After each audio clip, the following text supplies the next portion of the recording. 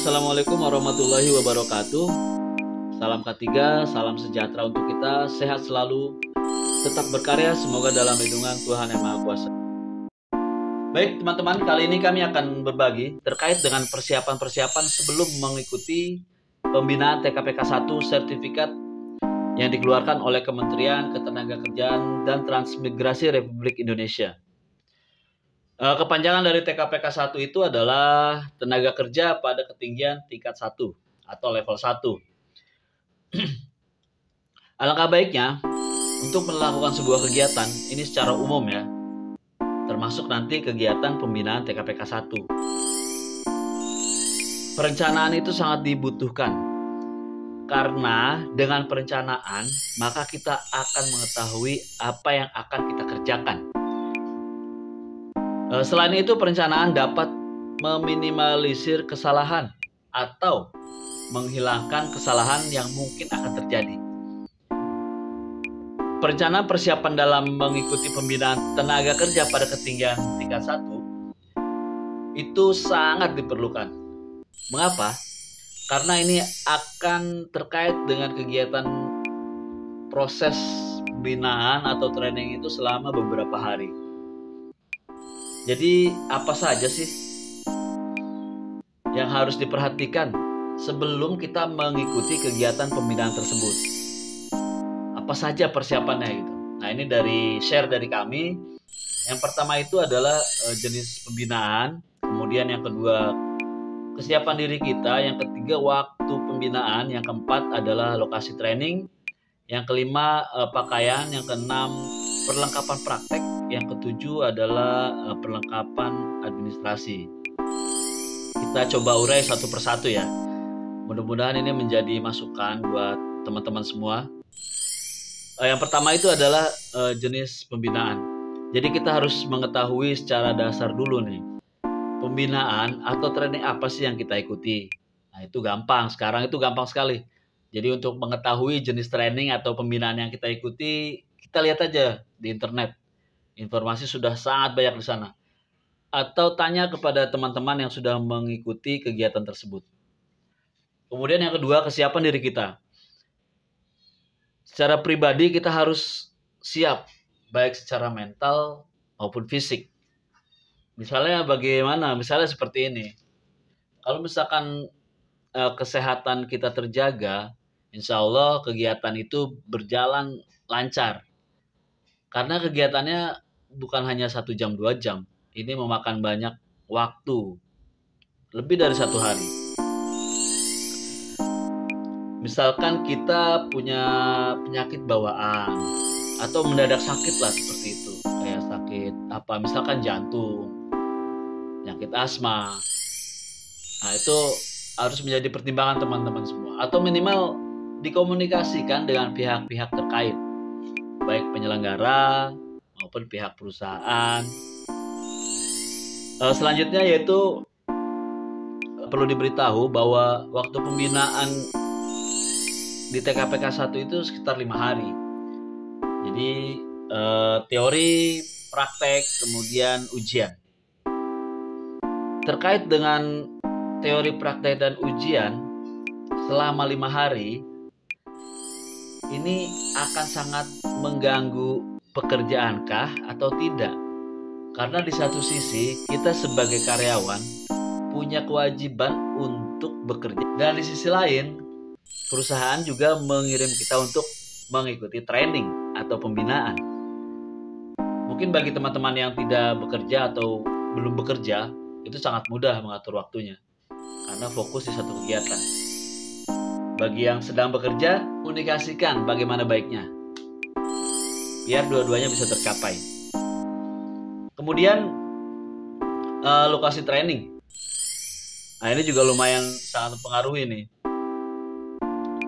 Lokasi training teman-teman atau lokasi pembinaan teman-teman dengan lokasi rumah tempat tinggal atau dengan lokasi tempat bekerja itu kira-kira berapa jarak tempuhnya? Karena begini, kalau misalkan di kelas itu dimulai kegiatan jam 8 atau jam 9, kemudian teman-teman lokasinya sangat jauh yang hitungannya lebih dari 10 jam, itu sangat tidak mungkin untuk mengejar kegiatan tersebut. Kecuali mungkin sistem Zoom, sistem online seperti itu kan.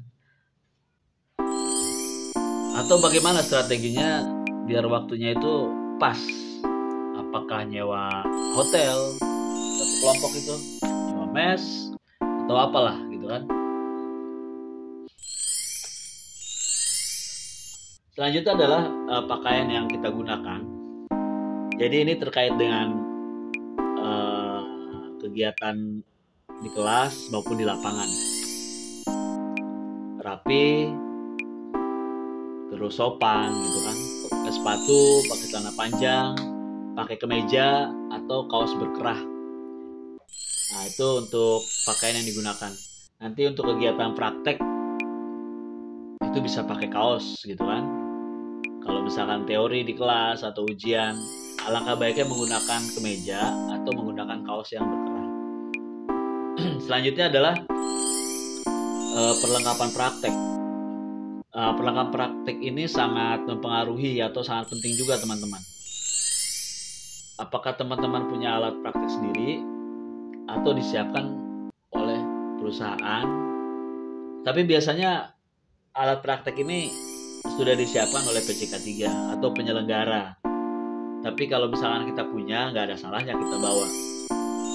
Selanjutnya itu adalah administrasi nih teman-teman. Jadi yang kita harus siapkan secara administrasi itu vas foto. Vas foto 2x3, 3x4, 4x6. Biasanya lembar belakangnya itu, latar belakangnya itu merah. Selanjutnya yang nomor 2 adalah ijazah, KTP atau SIM, biodata diri kita. Kemudian dari semua itu, yang asli itu adalah hanya foto. Maksudnya gini, jadi foto itu asli dicetak ukuran 2x3, 3x4, dan 4x6. Kalau ijazah itu minimal SD, itu dalam bentuk fotokopian. Kemudian KTP atau SIM, yang asli itu harus dibawa, yang asli harus kita bawa kemana-mana. Nah, nanti fotokopian itu yang akan diserahkan ke penyelenggara. Selanjutnya adalah biodata diri kita, itu profil, nama, alamat, tempat tanggal lahir, nama perusahaan, alamat perusahaan, nomor handphone yang bisa dihubungi, kemudian email. Yang harus teman-teman perhatikan adalah nama itu harus sesuai dengan KTP. Nah, itu penting banget tuh. Namanya harus sesuai dengan KTP. Yang kedua, alamatnya itu harus lengkap dan jelas. Alamat perusahaan. Kemudian selanjutnya adalah nama perusahaan juga harus lengkap dan jelas. Itu akan berpengaruh kepada nanti sertifikasi yang kita terima. Kalau sertifikatnya kita terima itu adalah salah, tidak sesuai, nah mungkin dipertanyakan teman-teman tuh ngisinya bagaimana di awal, seperti itu. Atau nanti bisa dikomunikasikan bagaimana baiknya.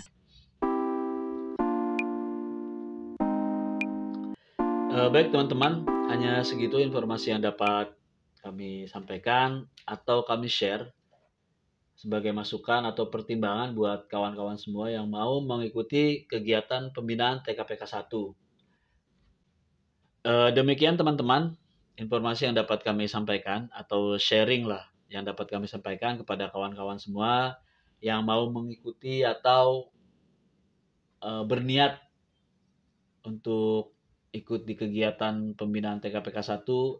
Sertifikatnya akan dikeluarkan oleh Kementerian Ketenagakerjaan dan Transmigrasi Republik Indonesia.